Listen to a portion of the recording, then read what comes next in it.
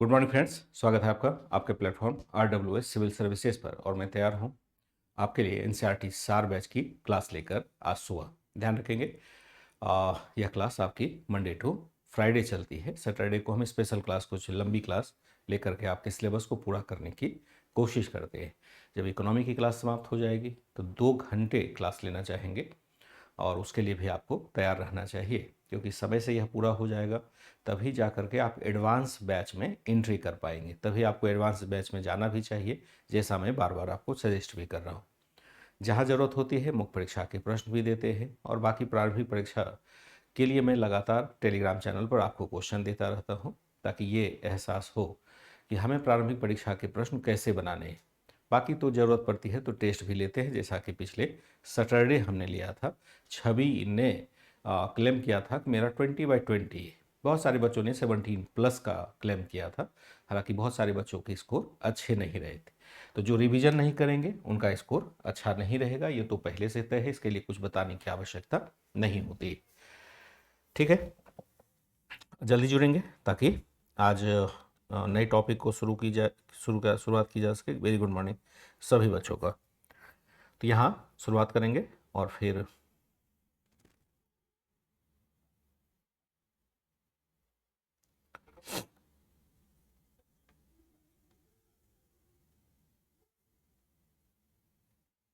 चलिए, good morning, सब बढ़िया है। करंट अफेयर्स की आज क्लास नहीं हुई। हाँ, करंट अफेयर्स के बारे में अगर आप जाते होंगे तो एक सूचना आप लोगों को देनी थी, जो बार बार मैं क्लास में दूंगा, कि करंट अफेयर्स के लिए हमने एक नया प्लान बनाया हुआ है। जो करंट अफेयर्स की क्लास होती थी, तो अब जैसे अलग अलग टीचर हर दिन आते थे, तो एक ब्रेक के बाद चूँकि वो टीचर आ रहे हैं और उनको 15 तारीख से एक डेट निर्धारित किया गया है, 15 अगस्त से। तो 15 अगस्त से वह क्लास लगातार आपकी चलती रहेगी। जो अलग अलग टीचर लेते थे वो वैसा क्लास नहीं लेंगे। उसके बदले जो टीचर खाली होंगे, समय इसलिए निकाला गया है उनके लिए, जैसे मेरे लिए ही था, समय निकालना मुश्किल था, तो मैं फिर अलग से जो सेक्शन है, जो मुख्य परीक्षा के कुछ बचे होते हैं जो किसी भी चैनल पर नहीं कराए जाते हैं, जैसे IR है, इंटरनल सिक्योरिटी है, डिजास्टर मैनेजमेंट है, या फिर आप इन्वायरमेंट देखेंगे, या सोशल इशूज़ है, सोशल जस्टिस है, बहुत सारे 5-6 सब्जेक्ट ऐसे हैं जिसको कोई नहीं पढ़ाता है। तो एक यह हम लोगों ने निर्णय लिया है कि टीचर जब तक खाली नहीं होगा करंट अफेयर से, तब तक वह कोर्स शुरू नहीं हो पाएगा। तो अब हम करंट अफेयर्स के लिए स्पेशलाइज्ड टीचर आपको दे रहे हैं, और फिर जो टीचर खाली समय होगा उसको सैटरडे संडे वगैरह में विशेष क्लास लिया जाएगा, ताकि आपको जो फाइनली मुख्य परीक्षा है, जैसे आप UPPCS देते हैं, पेपर 5 है, पेपर 6 है, उसके लिए भी अलग से तैयारी करानी है, और कहीं टाइम मिल नहीं रहा था, और ऐसा टाइम हमें अक्टूबर तक नहीं मिलेगा जब तक UPPCS चलता रहेगा। तो इस दौरान अगर हम कुछ तैयारी नहीं कर लेते हैं तो फिर आगे चल करके दिक्कत होने वाली है। तो इसलिए करंट अफेयर्स की क्लास जो पहले चल रही थी, अभी एक सप्ताह नहीं चलेगी, इनफैक्ट 15 दिन नहीं चलेगी, और उसके बाद करंट अफेयर्स की क्लास एक नए टीचर के साथ हम लगातार आगे बढ़ाएंगे। ये प्लान था, इसलिए आज क्लास नहीं हुई है। हालांकि इसकी सूचना पहले ही दे देते तो ज़्यादा बढ़िया होता, लेकिन ये निर्णय तत्काल ही हुआ है। आशा करता हूँ अजीत जी आपने समझ लिया होगा। यहाँ पर पहले करेंगे गजनवी के आक्रमण। गजनवी आक्रमण, गजनवी आक्रमण यहाँ पर होता है भारत पर। हालांकि ये सब टॉपिक अब हटा दिया गया है, ओल्ड NCERT में तो है, लेकिन न्यू NCERT में अब ये सब टॉपिक हटा दिया गया है। उसमें बहुत कुछ चर्चा नहीं की जाती है, की भी जाती है तो केवल एक पैराग्राफ में की जाती है। लेकिन मेरा मानना है कि जब तक हम इस फेज को नहीं पूरा करेंगे, तब तक आगे जो भारत पर निरंतर आक्रमण हो रहे हैं, या भारत के का जो पूरा 300-400 साल का इतिहास है, लगभग 1200 से लेकर के आप देखते हैं 1757 तक का जो इतिहास है, वह फिर समझने में हमें दिक्कत होगी। क्योंकि आए तो बाहरी आक्रमणकारी ही थे, ये बात अलग है कि वो भारत में रह जाते हैं, तो भारत में रह जाते तो फिर भारतीय हो जाते हैं, लेकिन आए थे वो आक्रमणकारी के रूप में। क्यों आए थे, कैसे आए थे, उसका क्या इम्पैक्ट आया, ये हमें समझने के लिए ओल्ड NCERT का यह टॉपिक पढ़ना पड़ता है। तो देखता हूँ कितना संक्षेप में दिया जा सकता है और किस प्रकार से आपको समझाते हुए आगे बढ़ा जा सकता है। तो जल्दी से इसको कवर कर लेंगे, बहुत ज़्यादा है नहीं। वेरी गुड मॉर्निंग, ठीक है।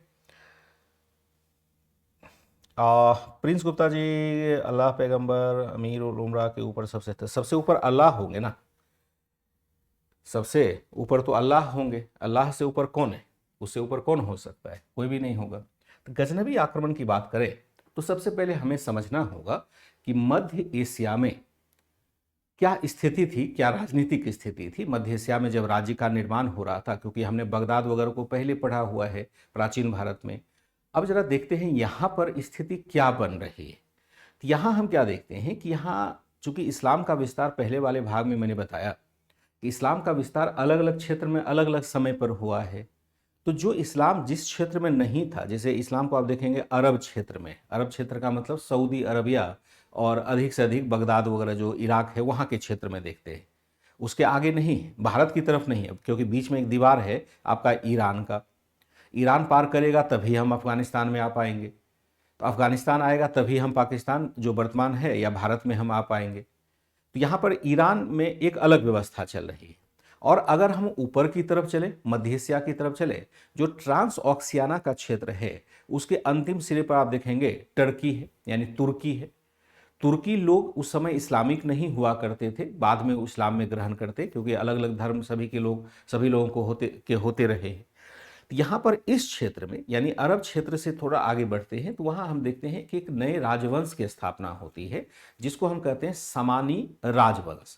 इस राजवंश की चर्चा इसलिए करते हैं, इसी समानी राजवंश ने अपने जैसे इस्लाम के विस्तार को लेकर के कुछ ऐसी बातें रखी जो आगे भारत के संदर्भ में भी लागू होता है। क्या होता है जरा देखिए, यहाँ हम एक क्षेत्र देखते हैं, पहले आप मैप देख लीजिए, जो मैप है आपका, तो उससे समझ में आएगा। ये सारा जो अब पढ़ रहे हैं, जो अभी पढ़ना है वो यही है, गजनबी साम्राज्य के प्रसार को हमें पढ़ना है।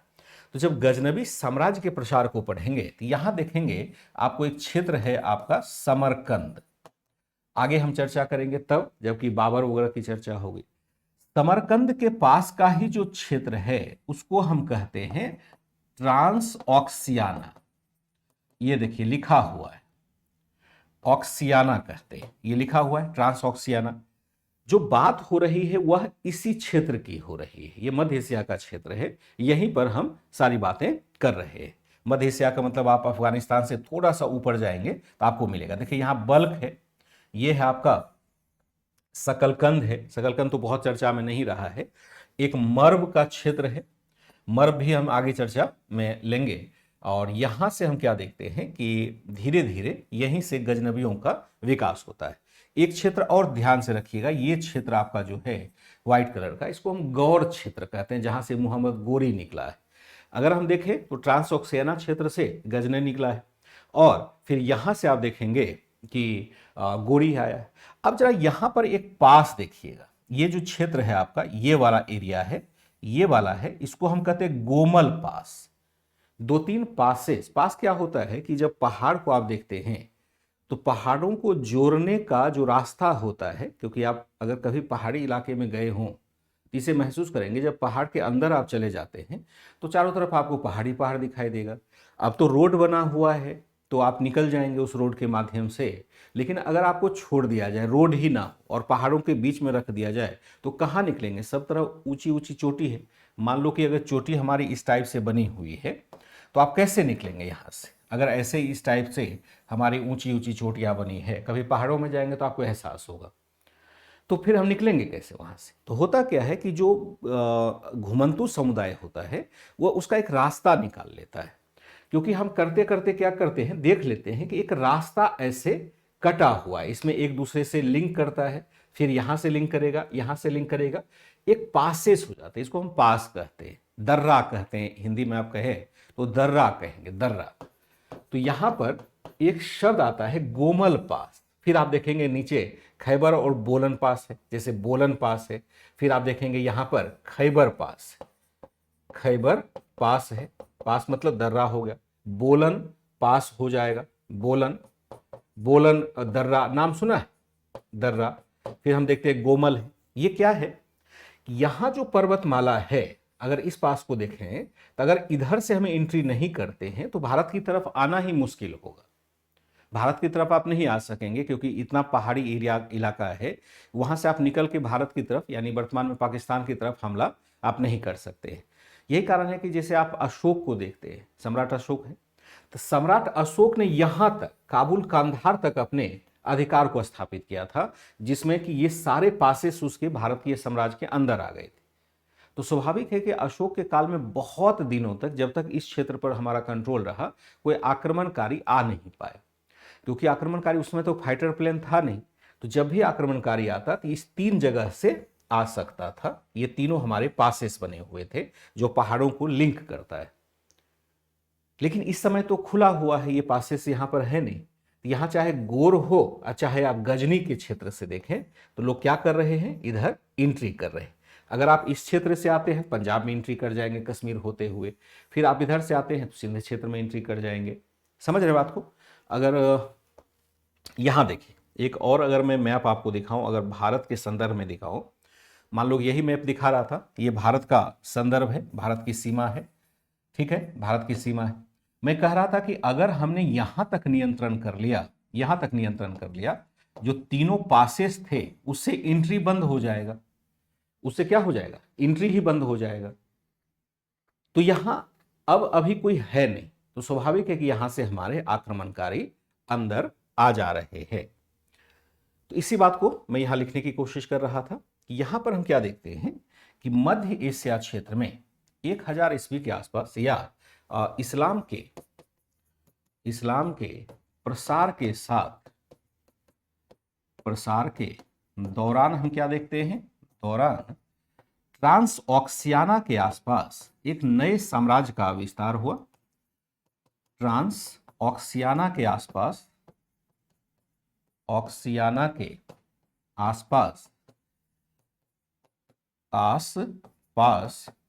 एक नए साम्राज्य का विस्तार हुआ जिसका नाम था सामानी। एक नए साम्राज्य का विस्तार हुआ। नाम क्या था, विस्तार हुआ, नाम था यहां पर सामानी राजवंश। नाम क्या हो जाएगा, सामानी। ध्यान रखिएगा, एक अलग नाम आता है आपका सासानी, सामानी राजवंश। एक नए राजवंश का विस्तार होता है जिसका नाम था सामानी राजवंश। याद रखिएगा, क्योंकि आगे मैं आपको लिखाऊंगा सासानी राजवंश। सासानी और सामानी, सासानी अलग है, सामानी अलग है। एक नए राजवंश का उद्भव होता है जो सामानी राज। जब इसने इस राजवंश के द्वारा ही हम क्या देखते हैं, इस राजवंश के द्वारा ही तुर्की क्षेत्र में प्रसार किया गया, या इस्लाम का प्रसार किया गया। चूंकि इस समय तुर्की का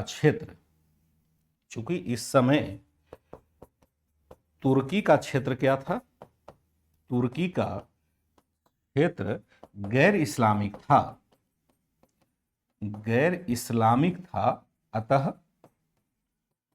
अतः सामानी योद्धाओं ने या सामानी शासकों ने इस क्षेत्र पर विजय प्राप्त करने के लिए क्या कर लिया, ने इस क्षेत्र पर विजय प्राप्त करने के क्रम में धर्म प्रचारक की भी भूमिका निभाई। धर्म प्रचारक की भी भूमिका ग्रहण कर ली और अपना नाम कर लिया, ग्रहण करते हुए गाजी जैसी उपाधि को धारण किया। गाजी जैसी उपाधियों को धारण कर लिया। अब करना क्या है जरा समझिए, धारण किया, समझिएगा, फिर हम मध्यकालीन आगे भी पढ़ेंगे। हमने क्या देखा, एक नए राजवंश की स्थापना होती है जिसका नाम है सामानी राजवंश। इस राजवंश के द्वारा तुर्की क्षेत्र में इस्लाम का प्रसार किया। चूंकि इस समय तुर्की का क्षेत्र गैर इस्लामिक था, अतः सामानी शासकों ने इस क्षेत्र पर विजय प्राप्त करने के क्रम में धर्म प्रचारक की भूमिका ग्रहण करते हुए गाजी जैसी उपाधि धारण की। गाजी जैसी उपाधि धारण करने का मतलब क्या है कि हम गैर इस्लामिक क्षेत्र पर अपने शासन का विस्तार कर रहे हैं। जब कोई भी, जैसे भारत में भी देखेंगे कि बहुत सारे शासकों ने गाजी उपाधि को धारण किया, तो गाजी उपाधि धारण करने का मतलब है कि हम उस क्षेत्र में विधर्मियों को नष्ट कर रहे हैं, या विधर्मियों को नष्ट करने के क्रम में, यानी इस्लाम से गैर दूसरे जो धर्म के लोग हैं उनको हम नष्ट करते हैं या धर्म परिवर्तन करते हैं। नष्ट करने का मतलब मारना ही नहीं होता है। अगर उसका हम धर्म परिवर्तन करते हैं तो हम गाजी उपाधि धारण करेंगे। भारत में भी देखेंगे बहुत सारे शासकों ने जो धार्मिक तौर पर कट्टर थे उन्होंने गाजी उपाधि धारण की। सबने नहीं की, लेकिन बहुत सारे शासकों ने की थी। अब इन्होंने किसके लिए किया? तुर्की के लिए किया। अब आगे चल के देखेंगे तुर्की सबसे मजबूत इस्लाम का योद्धा बन जाता है, क्योंकि भारत पर तुर्की आक्रमण हुआ था। तो अभी तुर्की आक्रमणकारी तुर्की जो है वह अभी एक तरह से इस्लाम के अधीन नहीं है, इस्लाम के अधीन नहीं है। ठीक है, गाजी का अर्थ मैंने बताया टुनटुन भारती, अभी तो यही तो मैंने बोर्ड पर जाके बढ़ाया था। इसका मतलब दिमाग नहीं आ रहा है ना आपका, एक बार फिर से क्लास देख लीजिएगा। ठीक है, हमने क्या देखा? एक तरह से गाजी अपनी उपाधि धारण की, जो गैर इस्लामिक लोगों के लिए हम करते हैं, गैर इस्लामिक लोगों के लिए हम करते हैं। हालांकि हम क्या देखते हैं कि इस विजय प्राप्त करने के क्रम में धर्म प्रचार की भूमिका ग्रहण करते हुए गाजी जैसी उपाधियों को धारण किया। आगे हम क्या देखते हैं? आगे इन्होंने हालांकि शासन व्यवस्था की स्थापना की, शासन व्यवस्था की स्थापना की, परंतु इसका स्वभाव क्या रहा? परंतु इसकी पहचान मूलतः लूट खसोट करने वाली बनी रही। इसकी पहचान क्या होता है?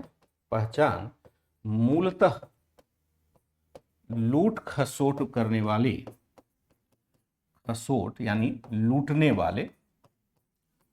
लूटने वाले की बनी रही। परंतु इसकी पहचान मूलतः लूट खसोट करने वाले की बनती रही, करने वाले की ही बनी रही,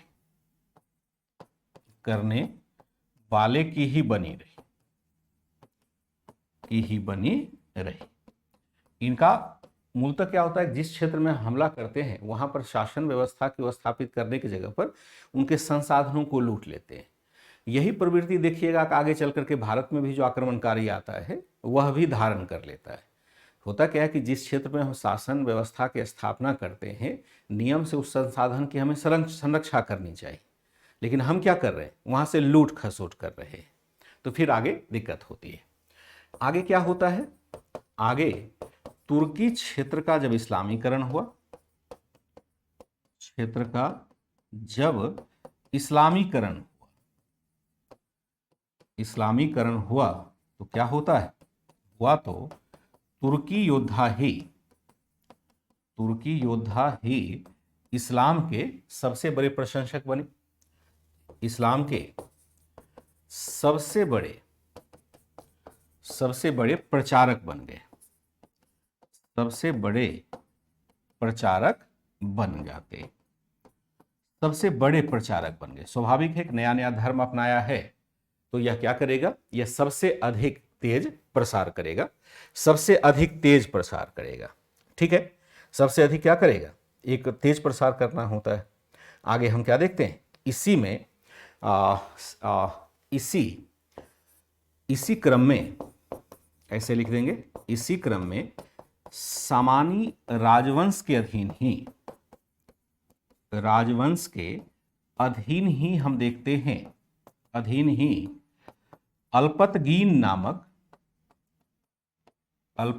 नामक तुर्की योद्धा था, जिसने बाद में तुर्की योद्धा हुआ, जिसने क्या होता है? जिसने आगे सामानी राजवंश की कमजोरी का फायदा उठाते हुए, सामानी राजवंश की कमजोरियों का फायदा उठाते हुए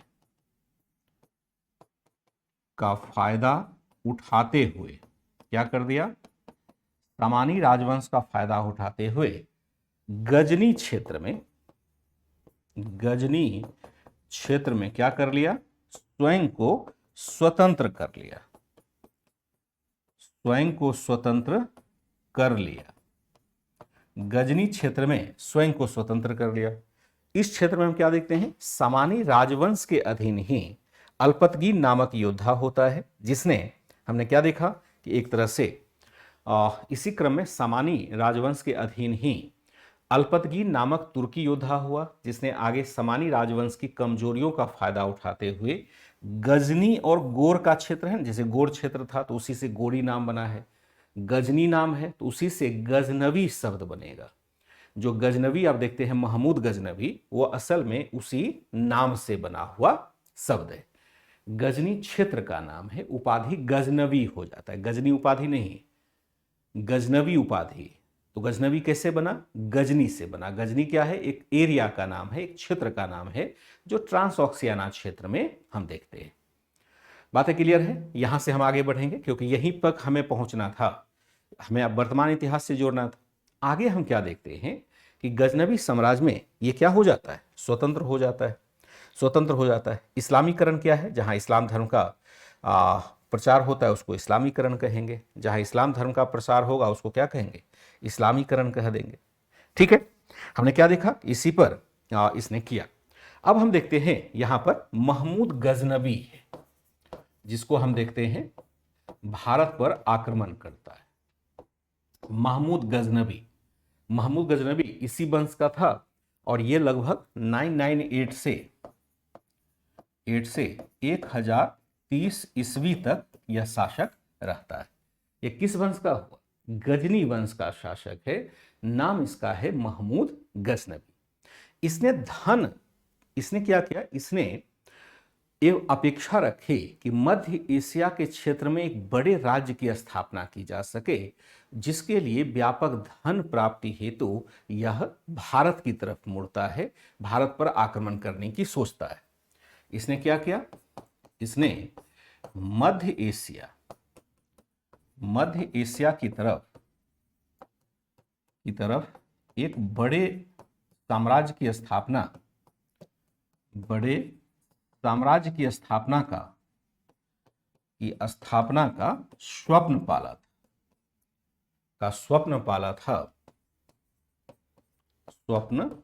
पाला था, जिसकी पूर्ति के लिए व्यापक धन की आवश्यकता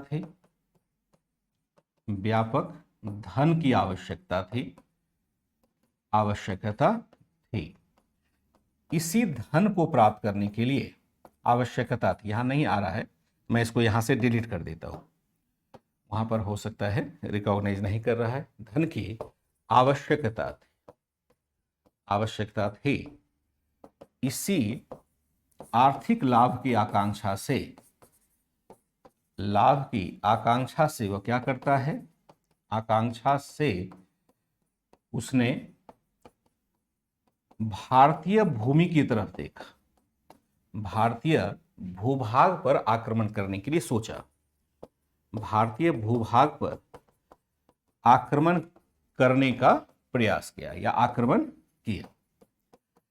आर्थिक लाभ की आकांक्षा से उसने भारतीय भूभाग पर आक्रमण किया। महमूद गजनवी की बात कर रहे हैं, इसने मध्य एशिया की तरफ एक बड़े साम्राज्य की स्थापना का स्वप्न पाला था, जिसकी पूर्ति के लिए व्यापक धन की आवश्यकता थी। इसी आर्थिक लाभ की आकांक्षा से उसने भारतीय भूभाग पर आक्रमण किया और उसे यह मौका तब मिल गया जब मुल्तान के आसपास का शासक था, जिसको हम जयपाल कहते हैं, उसने जब गजनवी राज्य पर आक्रमण किया पहले से ही आगे बढ़ते हुए, तो फिर उसको मौका मिल गया कि वह पलटवार करे। इसे मौका कब मिला, इसे मौका उस समय मिल गया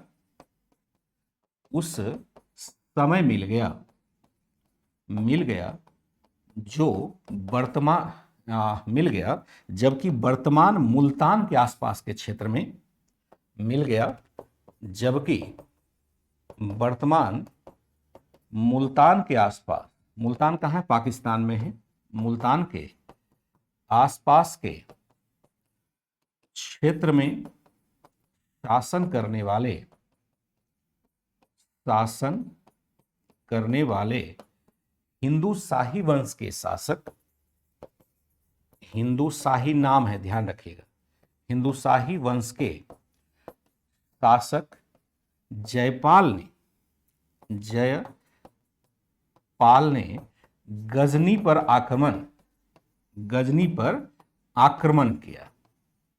आक्रमण किया। इसे मौका मिल गया। इसके प्रत्युत्तर में गजनवी ने क्या किया?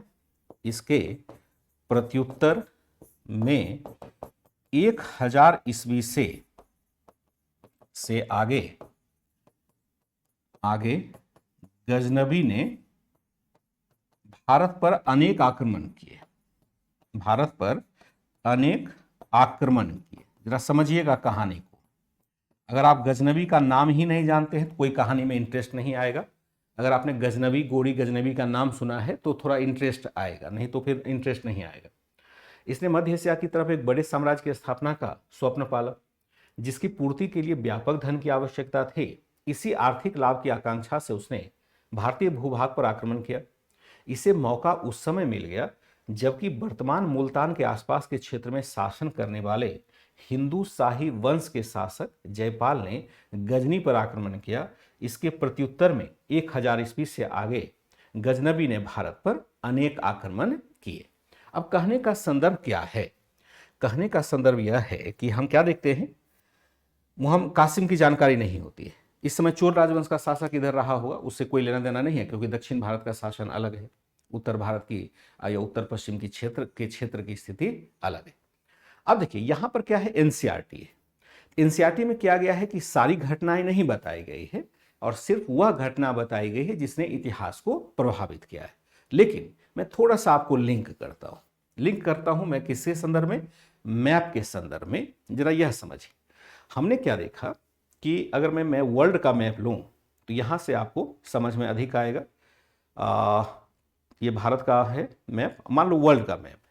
वर्ल्ड के मैप में हम देखते हैं यहां पर भारत का क्षेत्र है। भारत का क्षेत्र आप आइडेंटिफाई कर पाए होंगे। ये है मान लो भारत की सीमा है, ये है भारत की सीमा, और अभी हम यहां तक शासन कर पा रहे हैं। अब होता क्या है कि जब इस्लाम का उद्भव होता है 630 ईस्वी के आसपास, तो 630 ईस्वी के पास कहां इस्लाम का उद्भव हो रहा है? तो आपका हो रहा है इस क्षेत्र में। यह क्षेत्र है, इस्लाम का उद्भव कहां हो रहा है? मान लो यहां होता है, इस्लाम का उद्भव होता है 630 ईस्वी के आसपास। अब इस्लाम के उद्भव से पहले भी तो हमारे व्यापार होते थे ना अरब क्षेत्र से। पहले भी तो हम व्यापार करते थे, क्योंकि इस तट से हमने देखा कि लगातार व्यापार हमारे यहाँ पर होते रहे थे, इस क्षेत्र से होते रहे थे। यहाँ से हम देखते हैं कि अपना व्यापार करते रहे थे, या इधर देखें तो इधर हम यहाँ से व्यापार करते रहे थे, इस एरिया से पूरे व्यापारिक संपर्क हमारे थे, जैसा कि चोल काल में हमने पढ़ा हुआ था। जब इस्लाम का उद्भव नहीं हुआ था तो यहाँ के व्यापारी भी तो भारत आते थे, जिसको हम अरबी व्यापारी कहते हैं। अरब का व्यापारी अरबी व्यापारी कहलाएगा। तो जब इस्लाम नहीं था तो वो व्यापारी आते थे, यहाँ से व्यापार करके जाते थे, और धीरे धीरे इस तट पर वो बस भी गए थे। जो भारत का केरला का तट है वहां देखेंगे वो बस जाता है, रहने लग जाता है, क्योंकि वहां से दक्षिण भारत से व्यापार करना उसके लिए आसान था। अब हो गया यहां पर इस्लाम, उसके घर में इस्लाम आ गया, क्योंकि ये चूंकि यहां भले रहते थे लेकिन इसका जुड़ाव तो यही था। तो जब यहां इस्लाम का उद्भव हुआ तो इसका प्रभाव हुआ कि भारत के तट पर जो व्यापारी रह रहे थे, अरबी व्यापारी, वह भी इस्लामिक धर्म को स्वीकार लेता है, इस्लाम को स्वीकार लेता है, यानी वह भी मुसलमान हो जाता है। पहले मुसलमान नहीं था, क्योंकि इस्लाम का उद्भव ही नहीं हुआ था। इस्लाम धर्म का विकास ही 630 के आसपास हम देखते हैं होता है। इसने भी अपना धर्म परिवर्तन कर लिया, कहा कि अब मैं मुसलमान हूं। अब जब इस क्षेत्र पर यह बसा हुआ है तो यहां जो समृद्धि है, यहां जो मतलब हम धन संपदा देखते हैं, अपार धन संपदा देखते हैं, अब इसकी सूचना ये यहां देता है कि भाई देखो, चलो वहां पर बहुत धन संपदा है, और सबसे बड़ी बात है कि वहां विधर्मियों का देश है। धन संपदा तो है, व्यापार के माध्यम से प्राप्त कर सकते हैं, लेकिन चूंकि वह विधर्मियों का देश है तो वहां हम धन संपदा भी प्राप्त करेंगे, और हम एक तरह से वहां धर्म का भी प्रसार करेंगे। और धर्म का प्रसार इस्लाम के लिए बड़ा फेमस एक पद रहा है। हमेशा देखेंगे कि इस्लाम में आपको धर्म की बात करता है। कोई कितना पढ़ा लिखा हो, लेकिन वो धर्म को छोड़ करके आगे नहीं बढ़ेगा। हिंदुओं में ऐसा नहीं है। हिंदू में लाभ मिले तो धर्म को छोड़ने में उसे कोई परहेज नहीं है। तर्क बुद्धि थोड़े ज़्यादा वहाँ पर लगाते हैं, या मान के चलो कि बहुत सारी परंपराओं से मिलकर के ये बना हुआ है, यहाँ कोई रिजिडनेस नहीं है। इस्लाम में इसने कहा कि ऐसा है भाई साहब, आप यहाँ आइए, यहाँ तो विधर्मी लोग हैं, यहाँ से पैसा भी मिलेगा और आप यहाँ पर प्रसार भी कर लेंगे। तो ऐसा तो है नहीं कि किसी को कहा और पूरी सेना लेकर के कोई आ जाएगा। तो ऐसी पृष्ठभूमि बनती है कि जो व्यापार यहाँ श्रीलंका के माध्यम से इस क्षेत्र से होता था, तो यहाँ जो बगदाद, यहाँ हम देखते हैं बगदाद का खलीफा था, उसका जहाज यहाँ पर सिंध का क्षेत्र ये है, सिंध है, यहाँ पर लूट लिया गया। हल्लाज उसमें हुआ करता था, इसकी चर्चा हम नहीं देखते हैं कि एनसीईआरटी में होती है। इसने क्या किया, एक आक्रमण किया मुहम्मद बिन कासिम के अधीन। कब किया? 712 ईस्वी के आसपास सिंध क्षेत्र पर हमला होता है 712 में मोहम्मद बिन कासिम का। लेकिन बहुत इंपैक्ट आया नहीं। मोहम्मद बिन कासिम आया, सिंध के क्षेत्र में अपने राज्य की भी स्थापना की, लेकिन मोहम्मद बिन कासिम के बाद वह राज्य भी समाप्त हो गया, क्योंकि यहां पर राजपूत शासक बड़े मजबूत हुआ करते थे। ये कहानी जहां थी वहीं रह गई, इसलिए इतिहास के कोई इंपैक्ट नहीं डालता है। तो हो सकता है कि यही कारण रहा हो कि एनसीईआरटी में इसकी चर्चा भी नहीं की जाती है। अब दूसरा देखते हैं कि इस्लाम का प्रसार अब हो रहा है, हर जगह हो रहा है इस्लाम का प्रसार। तो यहां जब इस्लाम का प्रसार गजनी के क्षेत्र में होता है, तो ये फिर भारत की तरफ एंट्री करता है धन लाभ की लालसा में, क्योंकि असल में इसको राज्य का विस्तार मध्य एशिया में करना था। लेकिन इसमें फायदा क्या हो गया कि इस मुल्तान के क्षेत्र में, मुल्तान जो वर्तमान में पाकिस्तान में है, वहां एक हिंदू शाही वंश का शासक था। जब हिंदू शाही वंश के शासक ने देखा कि सामानी राजवंश का विनाश हो गया है, तो उसने सोचा कि हम भी भाई प्रसार कर लेते हैं थोड़ा। उसको पता ही नहीं था कि अल्पतगीन या सुबुक्तगीन उसके बाद उसके उत्तराधिकारी होते हैं। उसके अधीन गजनवी साम्राज्य बड़ा प्रभावी था। जैसे ही जयपाल ने गजनी पर आक्रमण किया, गजनी के शासकों ने इसको पराजित कर दिया। भाई लड़ाई तो जयपाल ने ही छेड़ी थी, उसने छेड़ी भी नहीं थी, वो आता जब आता। तो फिर उसने बराबर कई बार जयपाल पर आक्रमण किया और वहीं से भारत के प्रसार का रास्ता खुल गया गजनवियों के द्वारा। तो यहां हमने यही बातें करी कि इसने मध्य एशिया की तरफ एक बड़े राजवंश की साम्राज्य की स्थापना का स्वप्न पाला था, जिसकी पूर्ति के लिए व्यापक धन की आवश्यकता थी। इसी आर्थिक लाभ की आकांक्षा से उसने भारतीय भूभाग पर आक्रमण किया।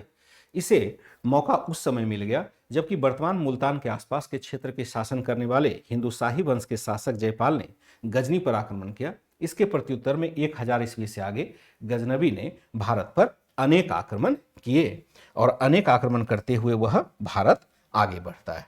ठीक है, अनेक आक्रमण आगे। दक्षिण अफ्रीका बहुत नीचे है ना, दक्षिण अफ्रीका बहुत नीचे है।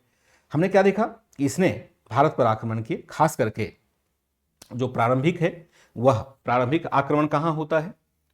प्रारंभिक आक्रमण जो होता है वह होता है आपका प्रारंभिक आक्रमण कहां होता है? आक्रमण होता है मुल्तान तथा पंजाब पर, मुल्तान तथा पंजाब पर, तथा पंजाब। ध्यान रखिएगा, जो वर्तमान में पाकिस्तान है, वर्तमान पाकिस्तान का क्षेत्र पाकिस्तानी क्षेत्र हो जाएगा, भारतीय क्षेत्र नहीं। भारतीय क्षेत्र तो बाद में आएगा, पहले तो पाकिस्तान पड़ेगा। हमने क्या देखा? प्रारंभिक आक्रमण जो होता है मुल्तान तथा पंजाब पर होता है। किसके खिलाफ होता है? हिंदू शाही वंश के खिलाफ, हिंदू शाही वंश के खिलाफ होता है, के खिलाफ होता है और खिलाफ यहां पर होगा। और इस क्रम में हम देखते हैं कि युद्ध हो जाता है आपका खिलाफ, एक युद्ध हो जाता है वहिंद का युद्ध। एक युद्ध किसका हो जाता है? वहिंद का युद्ध हो जाता है। और यहां हम क्या देखते हैं कि एक तरह से वहिंद की लड़ाई होती है और इसमें हम देखते हैं कि वहिंद की लड़ाई यहां पर होती है। और इसमें गजनवी ने क्या किया? गजनवी ने अंतिम रूप से जयपाल के पुत्र अनंगपाल के पुत्र आनंदपाल, जयपाल के पुत्र आनंदपाल को पराजित किया तथा भारत के मुख्य भूमि पर आनंदपाल को पराजित किया तथा क्या करता है? पराजित किया तथा भारत के मुख्य भूमि पर, मुख्य भूमि पर अनेक आक्रमण किए, अनेक आक्रमण किया, जिनमें प्रसिद्ध था, भारत की भूमि पर अनेक आक्रमण किया, जिनमें प्रसिद्ध था,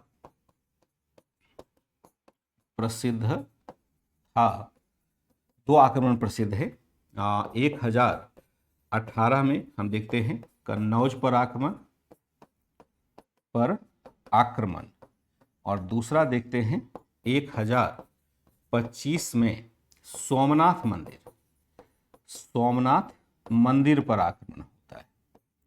मंदिर पर आक्रमण यहां पर किया जाता है। सोमनाथ मंदिर पर हम क्या देखते हैं, आक्रमण होता है 1025 में।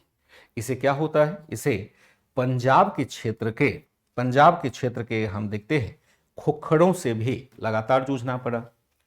इसे पंजाब क्षेत्र की जनजाति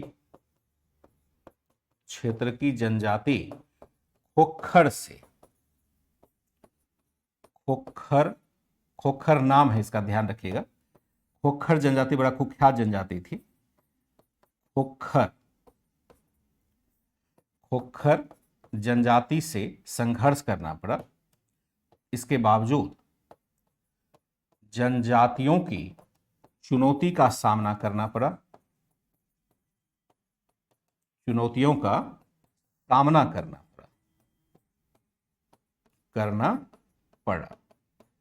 खोखर जनजाति आगे भी आप देखेंगे बहुत फेमस रहा है पंजाब के क्षेत्र में, और यहां से मैं क्वेश्चन भी बना के पूछ सकता हूं, ध्यान रखिएगा।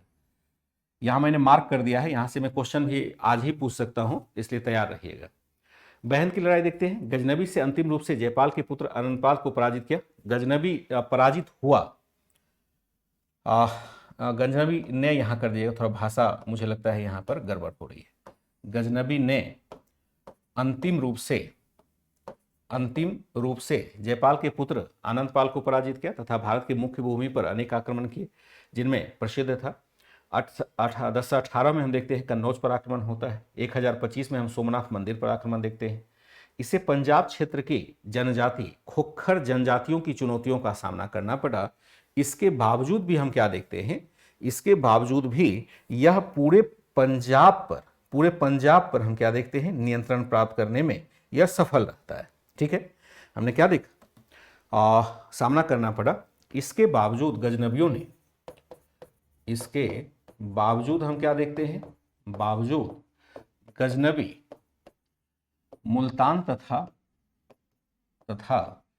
पंजाब पर नियंत्रण प्राप्त करने में सफल रहे, नियंत्रण प्राप्त करने में सफल रहे, नियंत्रण प्राप्त करने में सफल रहे। जब मैं स्कूली दिनों में इसे पढ़ता था, जैसे आप लोग स्कूल में पढ़ते हैं, जब मुझे स्कूल में टीचर के द्वारा बताया गया था कि गजनबी था, उसने भारत पर 17 बार आक्रमण किया, मैंने कहा भाई किया होगा, इसमें मुझे आप क्यों बता रहे, किया होगा तो किया होगा, 17 बार करे 25 बार करे, उससे मुझे क्या फर्क पड़ता है। एक बालक बुद्धि का बोध होता है। क्या आपको भी तो ऐसा नहीं लग रहा है, अगर गजनबी ने आक्रमण किया तो किया, मुझे इससे क्या लेना देना भाई, अब तो हमारे सामने है नहीं। ऐसा अगर भाव आता है तो इसका मतलब है कि इतिहास को हम नहीं समझ पा रहे, मतलब क्रमबद्धता से नहीं समझ पा रहे हैं कि जिस घटना की हम इतिहास में चर्चा करते हैं वह घटना इसलिए महत्वपूर्ण होती है, वह इतिहास पर एक इम्पैक्ट डालता है, एक प्रभाव डालता है, और जो प्रभाव डालने वाली घटना होती है उसका अध्ययन ही हम इतिहास में करते हैं। सभी घटनाओं का नहीं इतिहास में हम अध्ययन करते हैं। इतिहास जो बनाता है, यानी जो इम्पैक्ट डालता है, उन घटनाओं का अध्ययन करते हैं। अगर महमूद गजनबी को हमें पढ़ना पड़ रहा है, जो 1000 साल मतलब आज से 1400 साल पहले भारत पर आक्रमण करता है, तो इसलिए पढ़ना पड़ रहा है कि उसके आक्रमण के कुछ इम्पैक्ट रहे। सबसे बड़ा इम्पैक्ट तो यह रहा कि भारत पर एक तरह से तुर्की आक्रांताओं के आक्रमण का रास्ता खुल गया।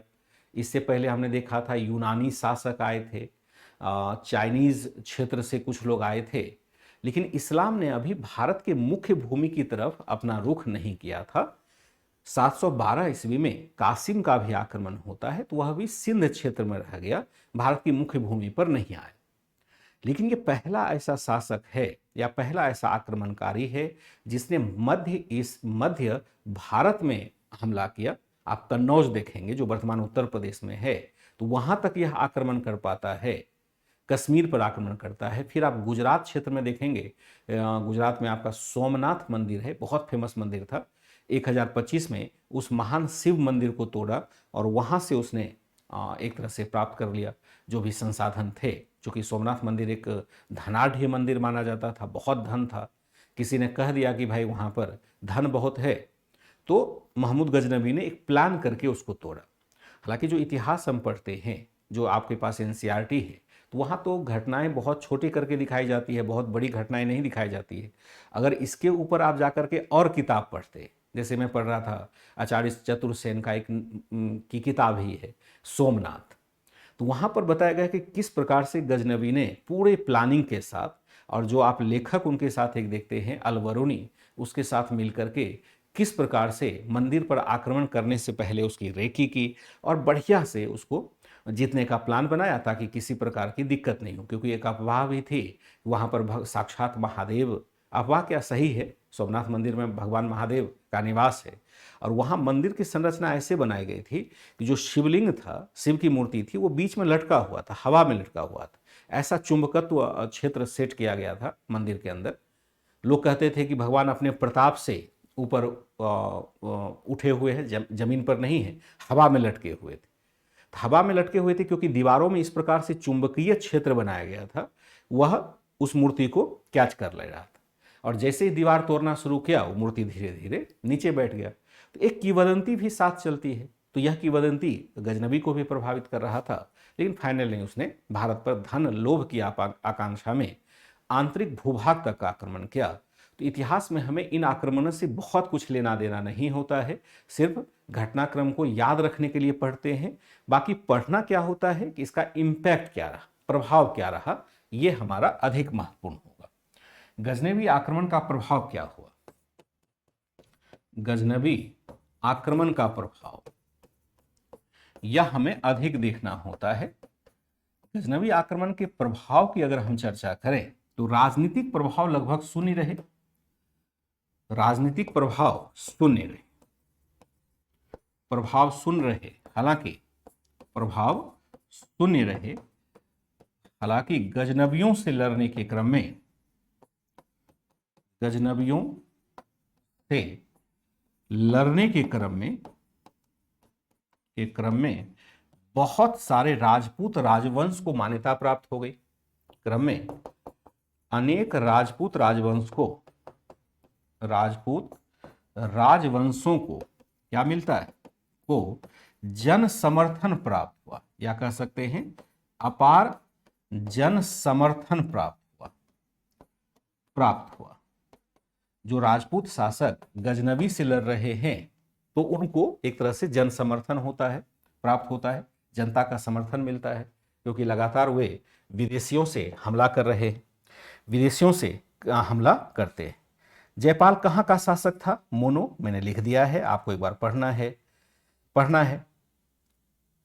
और सब नहीं बने ना, सब नहीं बने। देखिए दो चीज़ है कि जब हम इस्लाम के प्रसार को देखते हैं तो इस्लाम का प्रसार जब सऊदी अरब के क्षेत्र में हुआ तो वहाँ पर भी इस्लाम नहीं था, तो वहाँ पर भी जो दूसरे धर्म के लोग थे उन्होंने ही तो इस्लाम को स्वीकार किया।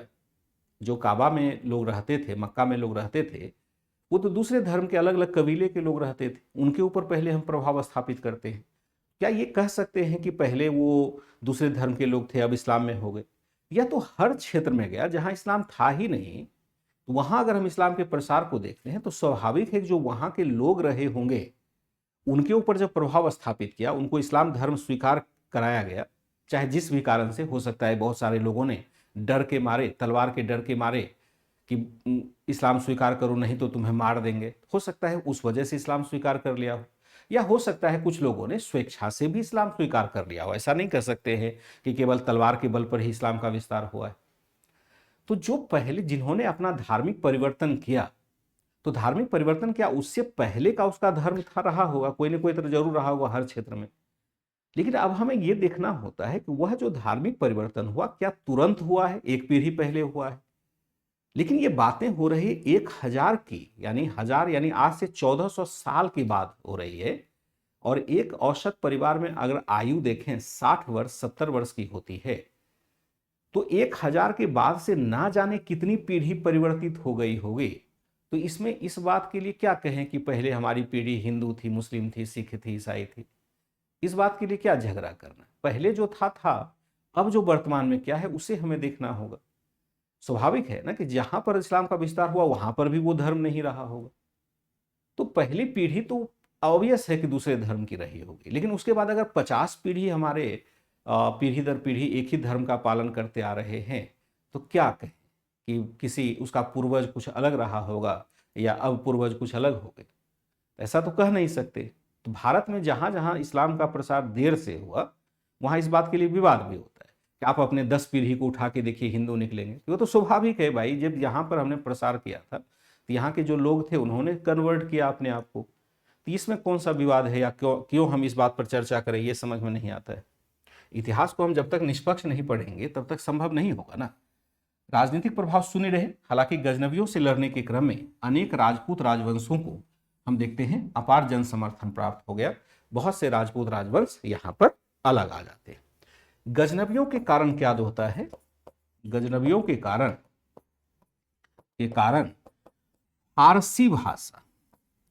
फारसी भाषा तथा संस्कृति का विकास हुआ। कारण फारसी भाषा तथा संस्कृति का विस्तार हुआ। क्योंकि विस्तार हुआ वस्तुतः हम यहां एक लाइन और जोड़ेंगे। वस्तुतः ईरान के लोगों ने, ईरान को ही हम फारस कहते हैं, याद रखिएगा। जो ईरान का क्षेत्र है उसी को हम फारस कहते हैं। फारसी भाषा तथा संस्कृति का विकास हुआ। वस्तुतः ईरान के लोगों ने इस्लाम को उन अर्थों में स्वीकृति नहीं दी, इस्लाम को उस रूप में स्वीकार नहीं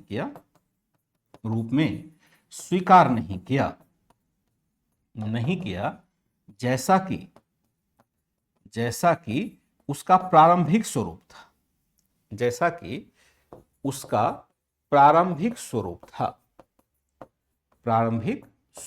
था। इसलिए हम क्या देखेंगे, अतः हम आगे लिख देते हैं। हमने क्या देखा कि राजनीतिक प्रभाव तो शून्य रहे। हालांकि गजनवियों के लड़ने के क्रम में अनेक राजपूत राजवंशों को अपार जन समर्थन मिलता है। गजनवियों के कारण फारसी भाषा और संस्कृति का विस्तार होता है। वस्तुतः ईरान के लोगों ने इस्लाम को उस रूप में स्वीकार नहीं किया जैसा कि उसका प्रारंभिक स्वरूप था। चूंकि ईरान की संस्कृति अपने आप में समृद्ध थी, चूंकि ईरान की संस्कृति अपने आप में समृद्ध थी,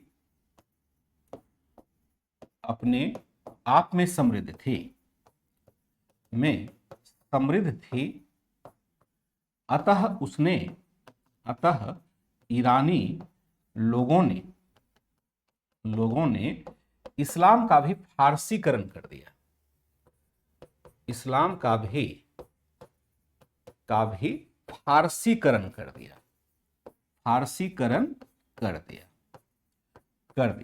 इसी क्रम में हम क्या देखते हैं, कर दिया। इसी क्रम में ईरान के क्षेत्र में खलीफा व्यवस्था की तुलना में,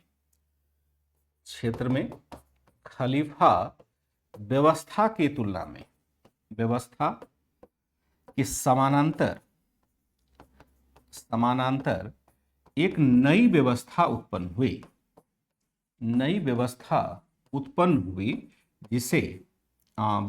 हुई जिसे हम पादशाहत कहते हैं। व्यवस्था उत्पन्न हुई जिसे हम क्या कहते हैं, जिसे पादशाहत कहा जाता है। जिसे क्या कहा जाता है, जिसे शाही व्यवस्था, पादशाहत व्यवस्था कहा जाता है। बादशाह, इसी से हम निकले हैं बादशाह। इसी से आगे देखेंगे शब्द निकला है बादशाह। बादशाहत व्यवस्था कही जाती है जिसमें कही जाती है जिसमें हम क्या देखते हैं, जाति है जिसमें शासक क्या करता है, शासक पादशाह, बादशाह, पादशाह कह लें, बादशाह कह लें या शहंशाह कह लें, शहंशाह की उपाधि धारण करता है, उपाधि धारण करता था। गजनवियों ने इसी फारसी परंपरा को अपनाया। गजनवी शासक ने, गजनवी ने इसी फारसी परंपरा को अपनाया, फारसी परंपरा को अपनाया, फारसी भाषा तथा संस्कृति को प्रोत्साहित किया, फारसी भाषा तथा संस्कृति को प्रोत्साहित किया, संस्कृति, फारसी भाषा तथा संस्कृति को क्या दिया, प्रोत्साहन दिया। उदाहरण हम क्या देखते हैं, उदाहरण यहां पर लेंगे कि महमूद गजनवी ने क्या कर दिया, महमूद गजनवी ने स्वयं को प्रसिद्ध फारसी योद्धा अफरासियाब का वंशज घोषित कर दिया। प्रसिद्ध फारसी योद्धा अफरासियाब का वंशज घोषित कर दिया, अफरासियाब का वंशज घोषित किया। एक बार समझेंगे फिर आगे बढ़ेंगे। चूंकि ईरान की संस्कृति अपने आप में समृद्ध थी, अतः ईरानी लोगों ने इस्लाम का भी फारसीकरण कर दिया। इसी क्रम में ईरान के क्षेत्र में खलीफा व्यवस्था के समानांतर एक नई व्यवस्था उत्पन्न हुई, जिसे हम बादशाहत या बादशाह व्यवस्था जिसे कही जाती है, ठीक है, बादशाह व्यवस्था कही जाती है। इसमें शासक खलीफा की उपाधि धारण नहीं करता है, बादशाह या शहंशाह की उपाधि धारण करता है। गजनवी ने इसी फारसी परंपरा को अपनाया, फारसी भाषा तथा संस्कृति को प्रोत्साहन दिया। उदाहरण के लिए महमूद गजनवी ने स्वयं को प्रसिद्ध फारसी योद्धा अफरासियाब का वंशज घोषित कर दिया, स्वयं को फारसी योद्धा अफरासियाब का वंशज घोषित कर दिया। अब देखिए, दो टर्म है। अभी तक हमने क्या पढ़ा था, मैं आगे लेके चलता हूं जरा एक लाइन और।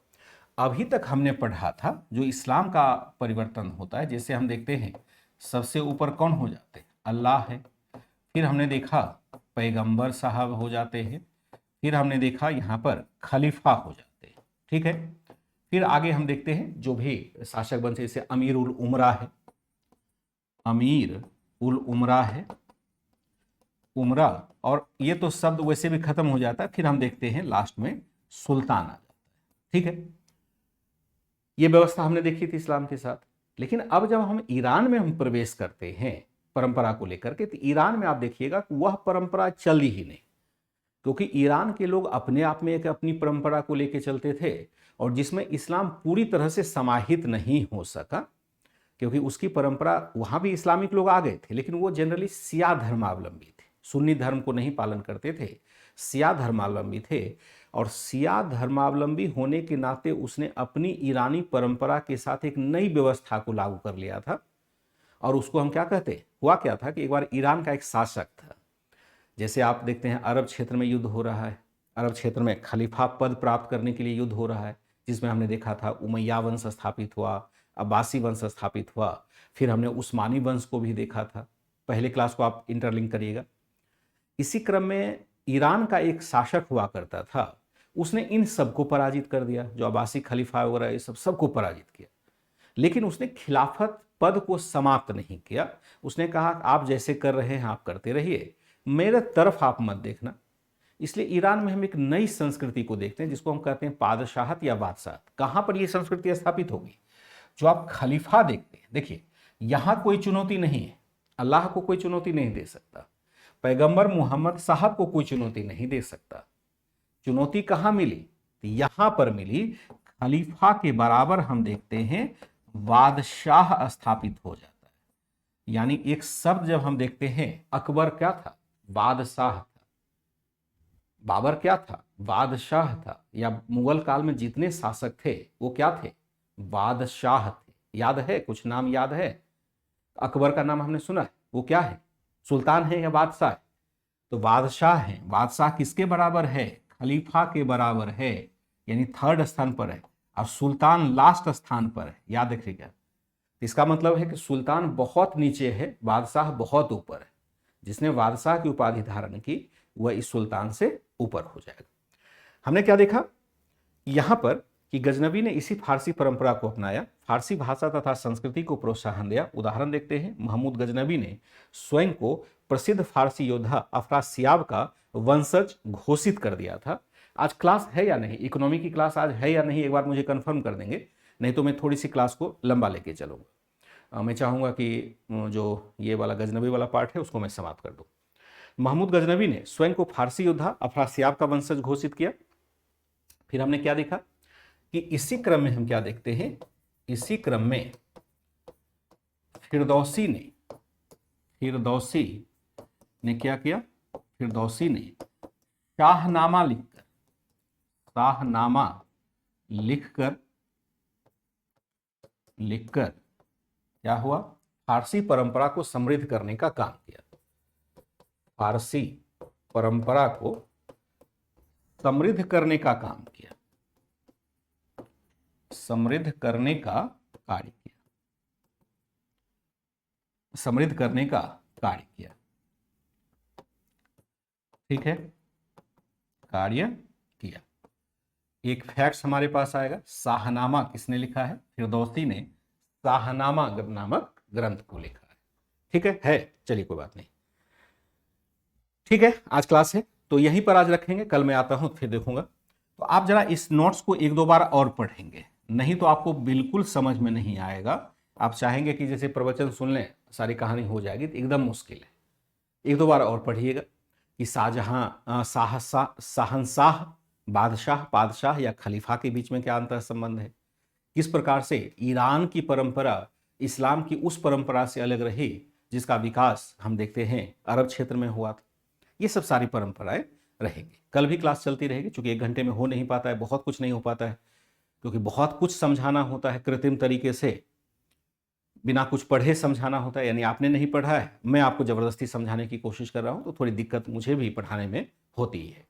लेकिन फिर भी एक दो बार आप पढ़िएगा और मेरे लेक्चर को सुनेंगे, तभी जा करके कुछ बातें आपको एडजस्ट कर पाएंगे।